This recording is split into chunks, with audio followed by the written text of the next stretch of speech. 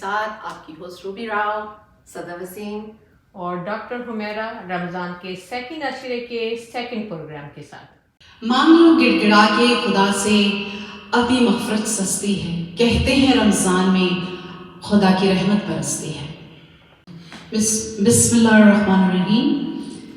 محبت غیر سے میری چھڑا دو یا رسول اللہ، مجھے اپنا ہی دیوانہ بنا لو یا رسول اللہ۔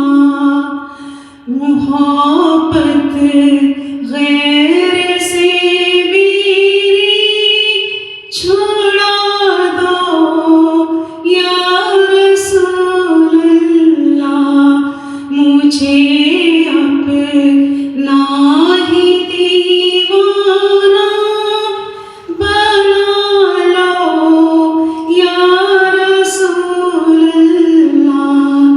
لگا یہ گناہوں کے بڑا دن رات سوتا ہوں، مجھے اس خواب غفلت سے جگا دو یا رسول اللہ۔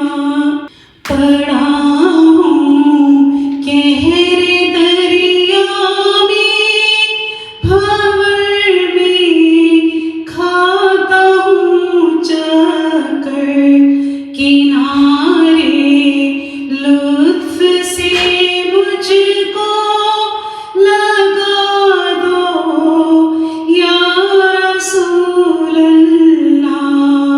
اندھیری قبر میں مجھ کو اکیلا چھوڑ جائیں گے، وہاں ہو فضل تیرا اجالا یا رسول اللہ۔ محبت غیر سے میری چھڑا دو یا رسول اللہ، مجھے اپنا ہی دیوانہ بنا لو یا رسول اللہ۔ بڑی قسمت ہماری ہے کہ ملت ہم تمہاری ہیں، بھروسے دین و دنیا میں تمہارا یا رسول اللہ۔ یہی ہے آرزو دل میں، پڑھوں تیرے نام کی تصویر، کروں کچھ کام دنیا میں جو سارا یا رسول اللہ۔ خدا مجھ کو مدینے میں جو لے جاوے تو بہتر ہے، کہ روزہ جا کے میں دیکھوں تمہارا یا رسول اللہ۔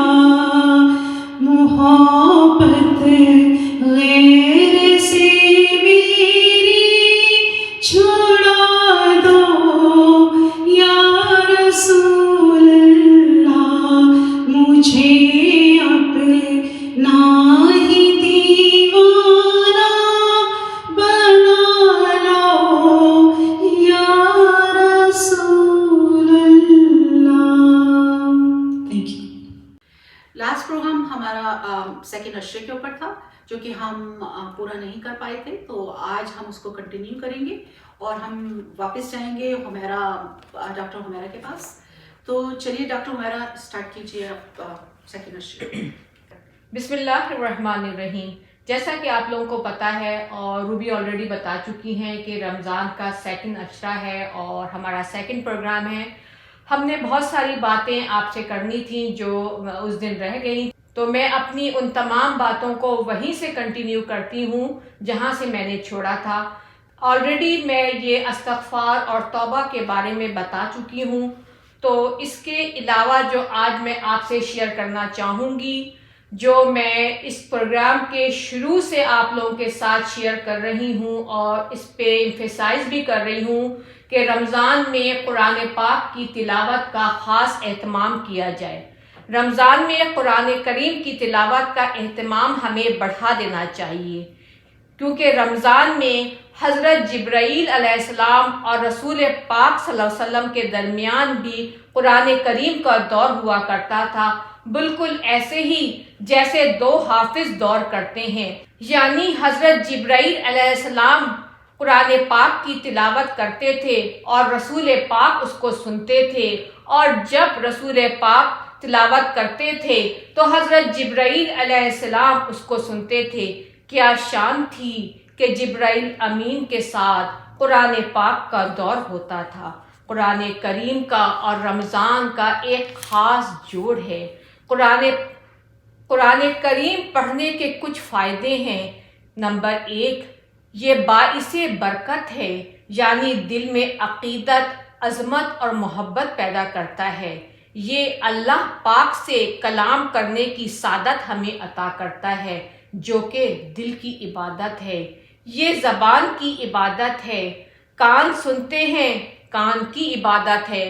آنکھیں کلام اللہ کو دیکھتی ہیں تو یہ آنکھ کی عبادت ہے.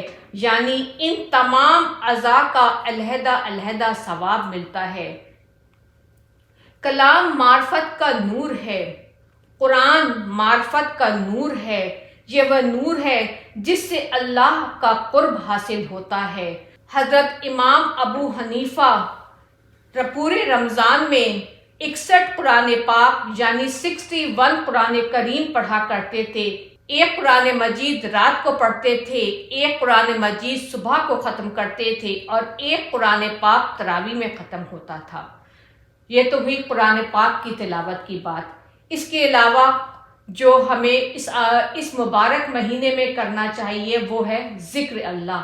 اور سب سے بہترین ذکر اور جسے اول الذکر کہا جاتا ہے وہ ہے لا الہ الا اللہ. اگر ہم قرآن کو پڑھ نہیں پا رہے ہیں اپنی مصروفیتوں کی وجہ سے، تو ہمیں چاہیے کہ ہم زیادہ سے زیادہ ذکر الہی کریں. اس کے علاوہ رمضان کا خاص تحفہ درود پاک کا ورد ہے. درود شریف کا پڑھنا کثرت کے ساتھ ہو. رسول پاک کے پاس سب سے بہترین تحفہ درود پاک کی سوغات بھیجنا ہے. اس کے علاوہ رمضان میں دعاؤں کا خاص اہتمام کیا جائے. رمضان المبارک کی اعمال میں خصوصیت کے ساتھ اس بات کا اہتمام کیا جائے کہ اللہ پاک سے گڑ کے جو کچھ مانگنا ہے اس سے مانگ لیا جائے. اللہ کے بندوں نے اللہ کے بارے میں رسول پاک سے سوال کیا، کیا ہمارا رب قریب ہے اور ہم اس سے آہستہ سے سرگوشی کے انداز میں بات کریں یا دور رہ کے اس کو پکاریں؟ اس پہ اللہ سبحانہ تعالیٰ نے سورہ بقرہ کی یہ آیت نازل کی، وَإِذَا سَأَلَكَ عِبَادِي عَنِّي فَإِنِّي قَرِيبٌ أُجِيبُ دَعْوَةَ الدَّاعِ إِذَا دَعَانِ فَلْيَسْتَجِیبُوا لِی لَعَلَّهُمْ يَرْشُدُونَ. جب میرے بندے میرے بارے میں آپ سے پوچھیں تو ان کو بتا دو میں قریب ہوں، میں پکارنے والوں کی پکار سنتا ہوں، اور جب وہ مجھے پکارے سو ان کو چاہیے میری بات مانیں اور مجھ پہ ایمان اور کامل یقین رکھیں تو ان کو ہدایت ملتی رہے گی. جب ہم لوگ دعا کے لیے ہاتھ اٹھاتے ہیں تو اور اللہ سے مانگتے ہیں تو اللہ پاک فرشتوں کو حکم دیتا ہے کہ ان کا کام جلدی کر دو، ان کا ہاتھ اٹھانا مجھے اچھا لگتا ہے۔ آج کے اس ٹاپک کے اندر ایک موسٹ امپورٹنٹ چیز جو آپ لوگوں کے ساتھ ڈسکس کرنا چاہوں گی وہ یہ ہے کہ وہ لوگ جن کی بخشش ماہ مبارک میں نہیں ہوتی ہے۔ نمبر 1، شراب پینے والا شخص۔ نمبر 2، والدین کا نافرما بردار۔ نمبر 3، قطع رحمی کرنے والا۔ اور چوتھا، کینہ رکھنے والا۔ تو رمضان کا دوسرا عشرہ چل رہا ہے اور بہت جلد یہ ماہ رمضان ہمیں الوداع کہے گا۔ دوسرا کہ ہم اپنے دل میں کوئی کینہ نہیں رکھیں، کیونکہ تیسرا عشرہ آنے والا ہے اور تیسرا عشرہ جو ہے وہ لیلۃ القدر کا عشرہ ہے۔ تو اس عشرے کے آنے سے پہلے ہم لوگ اپنے دلوں کو صاف کر لیں، کینہ دور کر دیں، کیونکہ اس مبارک عشرے میں تمام لوگوں کی مغفرت اللہ سبحانہ تعالیٰ کر دیتا ہے، لیکن کینہ رکھنے والوں کی مغفرت نہیں ہوتی ہے۔ ڈاکٹر حمیرہ، آپ نے پچھلے پروگرام میں بتایا تھا کہ کن چیزوں سے روزہ مکروہ ہو جاتا ہے، کن چیزوں سے روزہ ٹوٹ جاتا ہے، کس حالات میں روزہ ٹوٹ جاتا ہے۔ تو اسی سے ریلیٹڈ میں آپ سے سوال کرنا چاہوں گی کہ روزے کی قضا کب واجب ہے اور کب وہ روزے ادا کیے جا سکتے ہیں؟ جی ہاں، تو اس سوال کا جواب یہ ہے کہ اگر آپ نے رمضان کے روزے بغیر کسی عذر کے، یعنی بغیر کسی ریزن کے یا بغیر کسی وجہ کے چھوڑے ہیں، تو اس صورت میں آپ کو رمضان کی روزوں کی قضا رکھنی ہوگی۔ دوسرا، اگر آپ نے رمضان کا روزہ رکھا اور کسی وجہ سے اس کو توڑ دیا یا کسی بیماری کی وجہ سے آپ کو روزہ توڑنا پڑ گیا، تو اس صورت میں بھی آپ کو رمضان کے روزوں کی قضا رکھنی ہوگی۔ اس کے لیے ضروری ہے کہ جب بھی آپ کو وقت ملے اور جتنی جلدی ہو سکے رمضان کے روزوں کی قضا رکھ لیں۔ بلا وجہ دیر کرنا بری بات ہے، اس لیے کہ ہمیں یہ نہیں پتہ ہماری زندگی کتنی ہے اور ہم اپنی زندگی میں ان قضا روزوں کو رکھ پائیں گے یا نہیں پائیں گے۔ جی، کیا قضا روزے کنٹینیوسلی آپ رکھ سکتے ہیں یا آپ کو اس میں بریک، یعنی کہ اس پہ کوئی لمٹ ہے کہ بھی آپ 2 روزے رکھ سکتے ہیں یا 3 روزے پھر کے بعد رکھ سکتے ہیں؟ کیا کنٹینیوسلی آپ رکھ سکتے ہیں روزے کو؟ یہ آپ کی ہمت پہ ڈیپینڈ کرتا ہے کہ چاہے آپ قضا روزوں کو لگاتار رکھ لیں یا مختلف گیپ دے کے رکھ لیں، یا آپ کے پاس سال بھر ہے، اس سال بھر میں تھوڑے تھوڑے کر کے مکمل کر لیں۔ اگر آپ نے رمضان کے قضا روزے آپ کے بہت سارے پڑے ہوئے ہیں، ایون کے بہت پچھلے روزے پڑے ہوئے ہیں، تو ان کو بھی رکھیں ساتھ اس کے۔ ڈاکٹر حمیرہ، میرے پاس بھی 1-2 سوال ہے کہ اگر ہمارے پچھلے رمضان کے کچھ روزے قضا ہیں اور دوسرا رمضان آ گیا ہے تو ہمیں پہلے کیا کرنا چاہیے؟ ڈیفینیٹلی جب دوسرا رمضان آ گیا ہے تو ہم جو ہے دوسرے رمضان کے روزے رکھیں گے، اور اس کے بعد جو ہے اگر اس کی قضا جمع کر لیں گے تو پھر دونوں کو ساتھ رکھیں گے، لیکن بہرحال آپ کو قضا رکھنی ہے، اس پہ کوئی معافی نہیں ہے۔ اوکے، اچھا، روزہ کا فدیہ کیا ہے؟ آپ تھوڑا سا اس کو ایکسپلین کریں گی؟ شریعت کے لحاظ سے جو روزوں کا فدیہ دیا جاتا ہے اس کے لیے کہا جاتا ہے کہ تقریباً 2.25 کلو گیہوں یا 3.5 کلو جو، یا ان میں سے کسی کی ایکویلنٹ قیمت ادا کر دیں، یا آپ اس کے مطابق جو ہے کسی کو راشن پہنچا دیں اس کے اماؤنٹ کے مطابق، تو دونوں صورت میں آپ کا فدیہ جتنے روزے ہم چھوڑ رہے ہیں، جیسے کہ فار ایگزامپل ہم 5 چھوڑ رہے ہیں یا 10 چھوڑ رہے ہیں، ان کا فدیہ یہ 1 روزوں کا فدیہ میں نے آپ بتایا۔ اب آپ کے جتنے بھی چھوٹے ہوئے ہیں تو اس کا اماؤنٹ ایڈ کر لیں۔ اچھا، ایک اور بات مجھے پوچھنی تھی کہ جیسے کہ جو جہاں رہ رہے، جیسے ہم یہاں US میں ہیں، کوئی کینیڈا میں ہے، کوئی پاکستان میں ہے، تو جب ہم فدیہ دیتے ہیں کوشش یہ ہوتی ہے کہ ہم جو پیسے ہیں وہ پاکستان یا انڈیا جو ہمارے وہاں پر بھیجیں جہاں سے ہم ہیں، تو ہمیں اس کے حساب سے فدیہ دینا چاہیے یا جہاں ہم رہ رہے ہیں اس کے حساب سے فدیہ دینا چاہیے؟ نہیں، جہاں آپ رہ رہی ہوں گی، جس میں آپ کی ارننگ ہوگی، تو اسی میں آپ اس کا فدیہ ادا کریں گی۔ سپوز کہ آپ یہاں رہ رہی ہیں، ہم یہاں ڈالر میں کماتے ہیں، تو ہمارے اس ڈالر میں جو اس کا اماؤنٹ بنے گا وہ آپ دیں گی۔ آپ نے مینشن کیا ہے گیہوں اور دوسری ایک اور جو آپ نے مینشن کی ہے، لیکن اگر یہ چیزیں یہاں پہ US میں یا فارن کنٹریز میں نہیں ہیں تو اس کے مطلب اس کا کیا رد اور اس کا وہ بھی تھوڑا مشکل ہوتا ہے نا کہ حساب لگانا، تھوڑا ایزی وے اگر ہم دیکھنا چاہیں تو؟ جی آپ بتائیں۔ یہ میں نے آپ کو شریعت کے لحاظ سے جو روزوں کا فدیہ بتایا گیا ہے وہ آپ کو بتایا ہے، لیکن ہم جس جگہ پہ رہ رہے ہیں تو اس کے لیے ضروری ہے کہ آپ 2 وقت کا کھانا یعنی افطار اور سحری کے مطابق جتنا اماؤنٹ بنتا ہے کسی کو دینے کے لیے آپ اتنے پیسے آپ کسی کو دے دیں, کسی ٹرسٹ کو دے دیں, کسی ڈونیشن میں دے دیں, تو آپ کا فدیہ ادا ہو جائے گا جتنے کا, یعنی کہ ہم کھاتے ہیں ایک وقت اپنے حساب سے. بہتر یہ ہے کہ اس کو اسی طرح دیا جائے کہ جو آپ کھاتی ہیں وہی دوسروں کو بھی کھلایا جائے, یہ افضل طریقہ ہے. اگر آپ کی حیثیت نہیں ہے تو یہ بھی کہا جاتا ہے کہ آپ ایک روٹی اور ایک دال کا پیسہ بھی ادا کر دیں گے تو فدیہ ادا ہو جائے گا. ایک اور سوال ہے میرے پاس کہ اگر کسی کے روزے قضا ہیں اور اس کی ڈیتھ ہو گئی ہے, اس کا انتقال ہو گیا ہے, تو اس کے بارے میں آپ کیا کہیں گے کہ اس کے بعد کیا کرنا چاہیے؟ دیکھیں ڈیتھ ہو گئی تو اس کے بعد ہمارا کھاتا تو بند ہو گیا, مرنے والے کا کھاتا تو بند ہو گیا. لیکن اگر اس کے ذمے کچھ روزے ہیں اور اس کے وارث کو پتا ہے کہ بھائی اس نے اس سال روزے قضا کیے تھے یا اپنی زندگی میں جتنے بھی روزے انہوں نے قضا کیے ہیں یا اپنی زندگی میں جتنے روزے بھی انہوں نے قضا کی ہیں تو اس کو کیلکولیٹ کر کے اس کے وارثین جو ہے وہ فدیہ دیں, یہ جائز طریقہ ہے. ڈاکٹر حمیرہ, میرے ذہن میں ایک اور سوال آتا ہے اور میں اکثر اس بارے میں سوچتی ہوں کہ جو نہایت غریب لوگ ہیں جو خود افورڈ نہیں کر پاتے, کھانا پینا افورڈ نہیں کر پاتے, اور ان کی اگر روزے چھوٹ جاتے ہیں تو اس صورتحال میں مطلب ان کے اوپر کیا ہمارا دین کیا کہتا ہے, مطلب ان کو کیا کرنا چاہیے کہ وہ اپنا فدیہ کیسے ادا کریں؟ دیکھیں شریعت کے لحاظ سے تو اگر آپ روزے نہیں رکھتی ہیں تو فدیہ دینا آپ کی ذمہ داری ہے جی, لیکن اللہ تعالیٰ آپ کی سچویشن, آپ کا حال جانتا ہے اور وہ بے شک غفور الرحیم ہے, اس کے ہاں پاس معافی کی گنجائش ہے. یہ تو ہوئی باتیں روزے رکھنے اور روزے چھوڑنے کی اور روزوں کے فدیے کی. اب چلتے ہیں روزہ کھولنے کے اوپر کہ آج ہماری دوست کیا بنائیں گی اور کس چیز سے ہمارا روزہ افطار کروائیں گی اور ہماری آڈینس کو اور ہماری ویورز کو کیا سکھائیں گی. کہ اب ٹائم ہو رہا ہے افطاری کا, تو میں جو بنا رہی ہوں وہ افطاری اور سحری دونوں کے حساب سے ہے. آج جو بہت مزیدار ریسیپی لے کر آئی ہوں, میں بنا رہی ہوں قیمہ کڑھائی.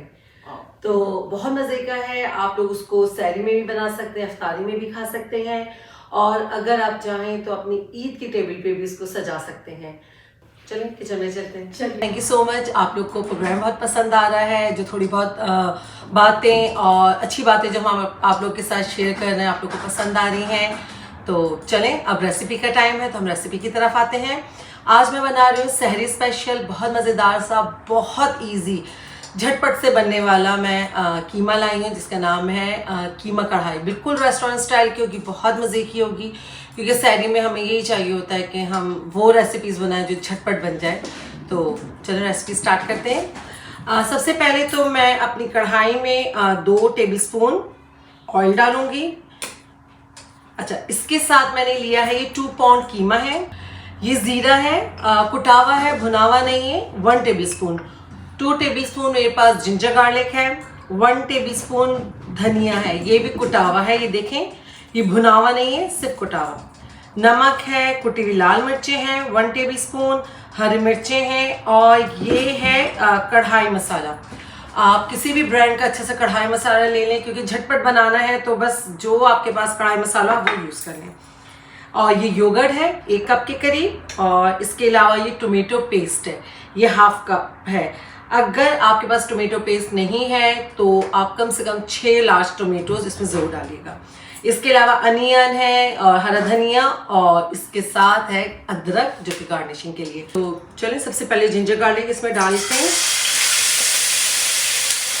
ہلکا سے اس کو فرائی کریں گے. میں نے ویل کا قیمہ لیا ہے, اگر آپ چاہیں تو آپ بیف کا بھی لے سکتے ہیں, چکن کا لے سکتے ہیں, مٹن کا لے سکتے ہیں, جو آپ لوگ کے گھروں میں کھایا جاتا ہے آپ وہ لے لیں.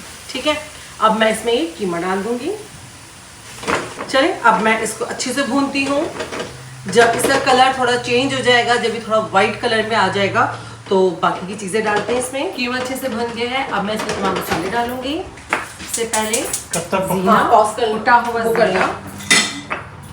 کٹا ہوا دھنیا,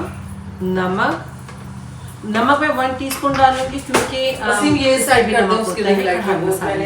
اگر آپ کے پاس گھر کا بنا ہوا کڑھائی مسالہ ہے, میں نے بلوچی ٹکا کڑھائی بنائی تھی, اس میں میں نے ہوم میڈ کڑھائی مسالہ بنایا تھا, تو آپ چاہیں تو آپ اس میں سے بھی لنک لے سکتے ہیں. اور تو اس میں 2 ٹیبل اسپون کے قریب، اس سے بڑے مزیدار سے اس کا فلیور آ جائے گا. اور کٹی ہوئی لال مرچیں. اگر آپ لوگ کو مرچیں کم پسند ہے تو آپ اپنے ٹیسٹ کے حساب سے بھی چینج کر سکتے ہیں. اچھا اس میں تھوڑی سی ہری مرچیں میں ابھی ڈالوں گی، تھوڑی سی میں بعد میں ڈالوں گی. بہت مزیدار سا بالکل ریسٹورینٹ اسٹائل کا بنے گا. اچھا یہ ٹومیٹو پیسٹ، اب اس کو یہ سب ڈال کے ہم پہلے اچھے سے بھونیں گے. جب یہ خوب اچھے سے مسالے ہمارے بھن جائیں گے، قیمہ جو ہے وہ بھوننے میں ہی، جب میں نے ادرک لہسن ڈال کے بھونا تھا تو آدھا اس وقت گل گیا تھا، آدھا اس وقت گل جائے گا. اور آپ لوگ کو پتہ ہے کہ قیمے کو تو ایسے کوئی گلانے کی ضرورت نہیں ہوتی ہے. اچھا میں نے اس میں پیاز شروع میں نہیں ڈالی تھی کیونکہ آلریڈی اس کا دہی ہے اور ٹمیٹوز ہے تو اس کا اچھا خاصا مسالہ بن جائے گا. لیکن اگر آپ لوگ پیاز ڈالنا چاہیں تو آپ 2 پیاز شروع میں ڈال کے اس کو تھوڑا سا فرائی کیجیے گا. جب وہ تھوڑا اس کا کلر چینج ہونے لگے تو پھر آپ ادرک لہسن اور قیمے کا پروسیجر سٹارٹ کر سکتے ہیں. اس سے یہ ہوگا کہ میں ویسے کڑھائی میں پیاز نہیں ڈالتی ہوں، نارمل قیمہ بناؤں تو میں ڈالتی ہوں، لیکن کڑھائی قیمے میں نہیں ڈالتی. لیکن اگر آپ لوگوں کو پسند، آپ چاہتے ہیں کہ تھوڑی گریوی بڑھ جائے، کوانٹٹی بڑھ جائے تو آپ کر سکتے ہیں. قیمہ ہمارا اچھے سے بھن گیا. اتنی جلدی بن جاتا ہے، آپ یقین کریں اگر آپ چاہیں تو اس کو سحری میں بھی بنا سکتے ہیں، پراٹھوں کے ساتھ بہت مزے کا لگتا ہے. اچھا قیمہ آلموسٹ ہمارا گل گیا ہے. اب میں اس میں 1 کپ کے قریب یوگرٹ ڈالوں گی. یہ میرا ہوم میڈ یوگرٹ ہے جو کہ میں نے انسٹنٹ پاٹ پہ بنایا تھا. اس کی ریسیپی بھی آپ لوگوں کے ساتھ شیئر کی تھی. آپ ضرور ٹرائی کیجیے گا. بہت اچھا کریمی ہمارا اور ہیلدی یوگرٹ گھر میں ریڈی ہو جاتا ہے. چلیں اس کو دہی ڈال کے بس ہلکا سا اس کو مکس کریں گے. آپ اس اسٹیج پہ اس کا نمک مرچ چکھ سکتے ہیں. اگر آپ کو کم لگے تو آپ ڈال سکتے ہیں، اور اگر زیادہ ہو جائے، کیونکہ کبھی کبھی ہم سے نمک مرچ زیادہ ہو جاتا ہے، تو آپ کو ایک ٹپ بھی دے دیتی ہوں کہ اگر کھانوں میں کبھی کبھی ہم سے نمک مرچ تیز ہو جائے تو آپ اس میں اگر آلو کاٹ کے ڈال دیں تو اس کا نمک کافی بہتر ہو جاتا ہے. آلو جو ہے وہ نمک کو ابزارو کر لیتا ہے، تو آپ کا آلو قیمہ بھی فرائی آلو قیمہ ہو جائے گا. کسی بھی کھانے میں اگر ہو جائے تو آپ آلو کاٹ کے ڈالیں تو اس کا نمک کافی بہتر ہو جاتا ہے. ہمارا قیمہ ریڈی ہے. یہ انین کو میں نے گول گول کاٹ کے رکھی تھی، آپ اس کو یوں کھول کے اس کے اوپر ڈال دیں. بڑی مزے کی لگتی ہے. ٹھیک ہے، انین ڈال دی. اس میں میں ہرا دھنیا تھوڑا سا ڈالتی ہوں، تھوڑا گارنشنگ میں ڈالوں گی. اور اس کے علاوہ اس میں میں تھوڑی سی ادرک، اس کے علاوہ اس میں 1 ٹیبل اسپون لیمن جوس. صرف 5 منٹ کے لیے ہم اس کو پکائیں گے، کیونکہ بہت زیادہ پکانے سے اس کی انین جو ہے وہ بہت زیادہ سافٹ ہو جائے گی. ہمیں زیادہ سافٹ نہیں کرنی. پھر اس کو ڈش آؤٹ. قیمہ ہمارا بالکل ریڈی ہے.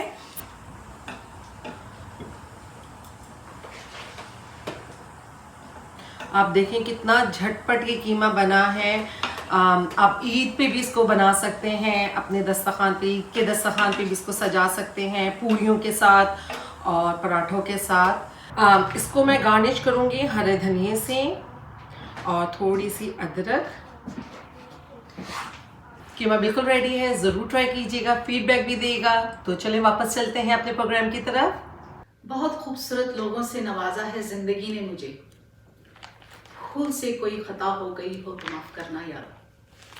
اسی کے ساتھ آج ہم چلتے ہیں اپنے پروگرام کو وائنڈ اپ کرتے ہوئے دعا کی طرف چلتے ہیں. تو ہم ریکویسٹ کریں گے ہمارا جی سے کہ آپ پلیز دعا کروائیں.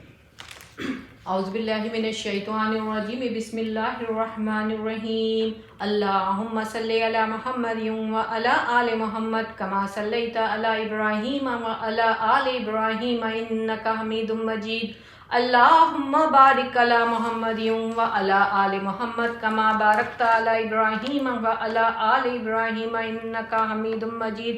ربنا آتنا فی الدنیا حسنۃ وفی الآخرۃ حسنۃ وقنا عذاب النار.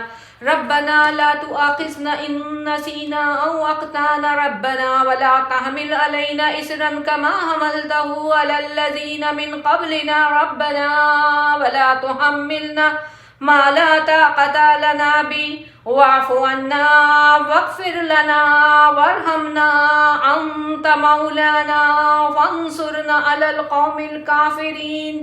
ربنا اننا آمنا واغفر لنا ذنوبنا وقنا عذاب النار. یا اللہ تیرے سوا کوئی معبود نہیں، تو حلیم ہے، کریم ہے، تیری ذات ہر عیب سے پاک ہے، الہی تو عرش عظیم کا مالک ہے۔ میں تجھ سے تیری رحمت مانگتی ہوں، تجھ سے تیری مغفرت مانگتی ہوں، ہر گناہ سے سلامتی مانگتی ہوں۔ یا الہی میری دین اور دنیا درست کر دے، یا الہی آخرت کی منزل کو آسان فرما جس طرف مجھے لوٹ کے جانا ہے۔ یا اللہ مجھے بہترین اعمال اور بہترین اخلاق کی توفیق عطا کر دے۔ یا اللہ ہمیں صبر اور شکر کرنے والا بنا۔ اے اللہ ہمارے ظاہر اور باطن کو پاک کر دے۔ یا اللہ ہمارے دلوں کو جوڑ دے۔ یا اللہ میں تجھ سے ایسی نعمت مانگتی ہوں جو کبھی ختم نہ ہو، تجھ سے وہ توفیق چاہتی ہوں جو مجھے نیکیوں کی راہ پہ چلائے۔ یا اللہ میں صرف تیری رضا، تیری خوشنودی اور جنت چاہتے ہیں ہم، اور تیری ناراضگی، تیرے غصے اور جہنم کی آگ سے پناہ مانگتے ہیں۔ یا اللہ ہمیں وہ تمام بھلائیاں اور خیر عطا کر دے جو نبی پاک نے تجھ سے مانگی ہیں، اور ان تمام برائیوں اور ان تمام شر سے ہمیں پناہ دے دے جن کو نبی پاک نے تجھ سے مانگا ہے۔ یا اللہ امت محمدی پہ رحم فرما، جو مسائل ہیں، جو بیماریاں ہیں، جو آفات اور بلیات نے پوری دنیا کو گھیرا ہوا ہے، الہی ان سب کو دور کر دے۔ الہی ہم پہ اپنی خیر، سلامتی، رحمتوں، برکتوں اور نعمتوں کے تمام دروازے کھول دے۔ آمین۔ اللہم صلی علی محمد و علی آل محمد کما صلیت علی ابراہیم و علی آل ابراہیم انک حمید مجید۔ اللہم بارک علی محمد و علی آل محمد کما بارکت علی ابراہیم و علی آل ابراہیم انک حمید مجید۔ آمین۔